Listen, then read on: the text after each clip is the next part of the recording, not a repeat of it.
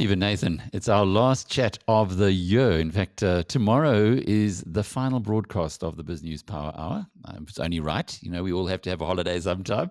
Looking back on this year, Stephen, it's been an extraordinary year for many people, but for yourself, what have you been up to? I think, did you start the year as the CEO of 10X? Yes, well, I actually left 10X at the end of last year. So given that it was the kind of the Christmas break, I'm not exactly sure myself whether it was in December or in January. But effective, 31 December 2020, I was no longer involved in 10X in any capacity.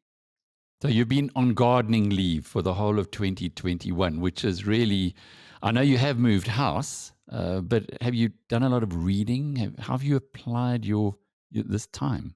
Yeah, I have done a lot of reading. I think, what's interesting is that when you've got a lot of time, you've got to be careful that you don't waste it. Part of me wanted to do the kind of, I guess, things that I would previously think of as frivolous, taking my kids to maybe the afternoon extramural activity, doing those kind of things where, when you're sort of busy in business, you kind of you almost put a value on your time, and you kind of go, well, should I really be doing something that's quite frivolous or perceived to be frivolous? But really, I think that if you have the opportunity of spending time with certainly with your children, your family, and doing those kind of things and being there for other people, so that was quite a big adjustment to actually kind of say, well, just be yourself. And spend time with loved ones doing things, as I say, that I haven't done in the last 25 years. And then with the other, with the rest of the time, there I think that comment I made where you've got to be careful that you don't waste it. There's that saying, if you want something done, give it to the busiest person you know. And there's a reason, because they're very well disciplined and structured. So I think I did fall a little bit into the trap where I probably wasn't as productive as I should have been. But I've done a lot of reading, and I've also been engaging with a lot of people. When I was at 10X, as an example, we were very much a direct to consumer business, and we weren't sort of engaging much with the independent financial advisor community. And what I've been doing this year is actually engaging a lot with the independent financial advisors. And initially, I thought I would get a bit of a hostile reception.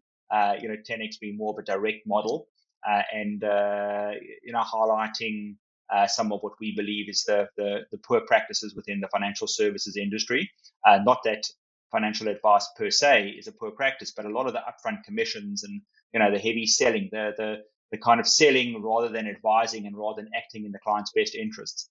But very pleasantly, the reception I got from the vast majority of the IFA community was really positive. And that's encouraged me, because I think that, financial advisors also recognize that a lot of the products and the fee structures and the complexity, is not in their clients' best interests, but they can only sell what the big companies are providing and supporting them. So I think there's quite an interesting opportunity for that. So I've been doing a lot of that. I've also more recently trying to understand a bit of the blockchain environment, which is quite fascinating. And it's kind of one of those where I'm a bit of a purist, and you start off and you're saying, no, this is all nonsense, but you don't really know that much about it. And the more you learn about it and you understand the underlying technology and its capability, it really is a fascinating world. So there's more than enough to keep me busy. Blockchain's interesting. Are you in the Nuru Robini school, which says it's all a lot of bunk and a great fraud? Or, well, particularly he talks in that way about Bitcoin, not necessarily the blockchain. Or are you in the Piet Viljoen field, which says you should have at least something in your portfolio because one doesn't know where it's going? Yeah, so I think that I think that the underlying technology has incredible potential, and they talk about sort of this is sort of Web 3.0. So the Web 1.0 was sort of the 1999 period, 95 to 2000 sort of boom, where the internet sort of came onto the scene with a lot of hype and too much hype. and there was probably, I don't know, maybe there's 50 or 100 really great companies that were built in that era. But there was probably 10 times or 50 times that amount that actually failed. So there was a lot of hype and there was a lot of failure. But certainly the hype was not misplaced. It was just the maturity of it and which business models and companies are going to succeed. And then we saw the Web 2.0, where what they kind of refer to as the platform companies or the networking companies, the Googles, the Amazons to an extent, and networking, the effect of their global scale and networking capabilities. Obviously, we've got Facebook. So those companies dominated the Web 2.0, and then the Web 3.0. The big thing, as I understand it, about sort of and people use crypto and blockchain interchangeably, and I think the crypto has probably got a bad name because it seemed to be speculation, and blockchain, underlying technology. The big thing there is around decentralizing of this technology, so that no one owns the technology. So you don't have sort of a winner takes all. Where you might have, let's say, it's a Google that takes all, and there's examples of Spotify as an example where there was something on Spotify where most of the musicians are earning less than $100,000 a year.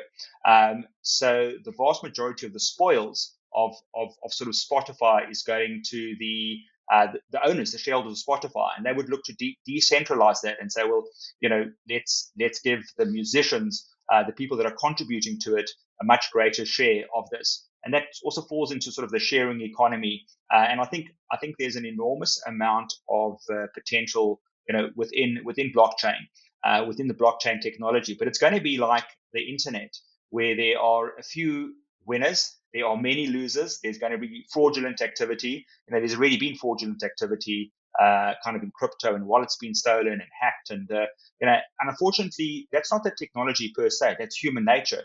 We saw that in the technology boom. I know I was an investment banker in those days, and there was a lot of rubbish companies, quite frankly, that were being promoted by very prestigious investment banks, and the corporate financiers and analysts knew they were rubbish, and they were, we even knew it was happening during the time, but they still did it.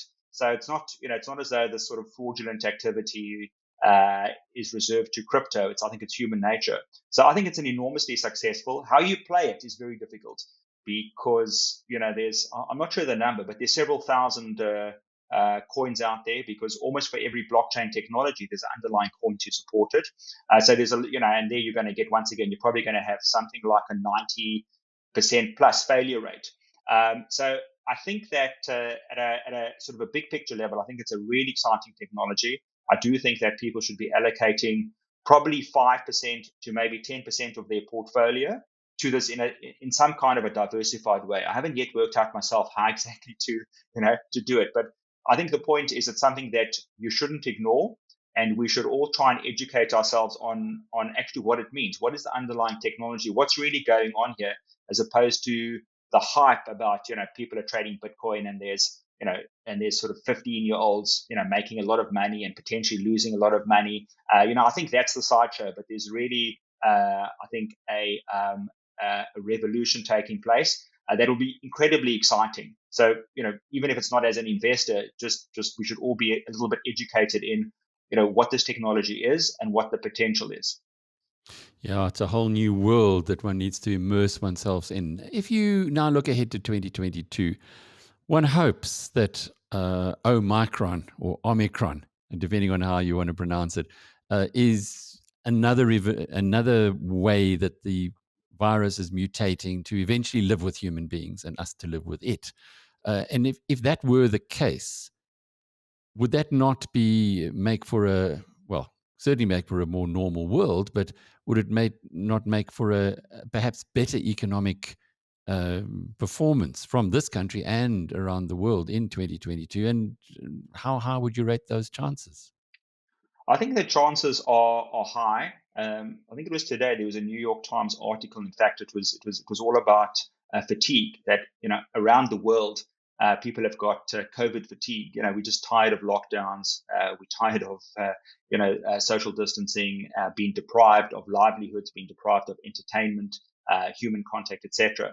And what they were talking about was the politicians have to sort of balance, what the politicians may believe is in the good in terms of lockdowns and stringent regulations and controls versus the vast majority of the population that actually have this fatigue and just want to get on with life, not irresponsibly, but return to a more normal life. And I think what we're seeing with the Omicron variant, and we've seen this from the kind of data that's emerging. There's not enough data to be statistically significant, but I think there's enough of a data to form a reasonable opinion. And also anecdotally, is that the infection rate is high, but the severity of that is very low, and that's a really positive sign. So I think that the combination of hopefully a less severe virus and fatigue, and also a lot of the data that says that we know who's vulnerable, lockdowns don't work. I think we will get back to a far more normal society, and that'll definitely, as you say, it'll definitely result in confidence. It'll definitely result in opening up of borders of global travel, less pressure on supply chains, which is a very big issue globally. So that'll definitely be very good for the economy, and also in South Africa as a tourist destination, we'll be a big beneficiary of that. Well, it's always, you've always got to separate the kind of real economy, how we live things, versus the financial economy. And it's been a really challenging financial economy for South Africans. Look at the job losses. I mean, our unemployment rate is, astronomical. There's been, even hard to comprehend the numbers, but what have we lost? Probably 2 million jobs, I think, since COVID. So it's been a really difficult year. We haven't, we've had travel restrictions. We don't watch sporting events live. It's been a really challenging year. I don't think it's been a good year for a lot of people, let's say economically and socially. But if you look at the stock market, it's been a great year. The returns are up over 20%. The currency has been relatively stable. So your financial returns have been good. Your real world returns haven't been good. I think next year the real world returns are going to be much better. And hopefully the stock market in South Africa, can continue to perform because, if there's a stronger domestic economy, then that'll definitely help the local stock market. I think globally, stock markets won't do as well in 2022 as they did in 2021.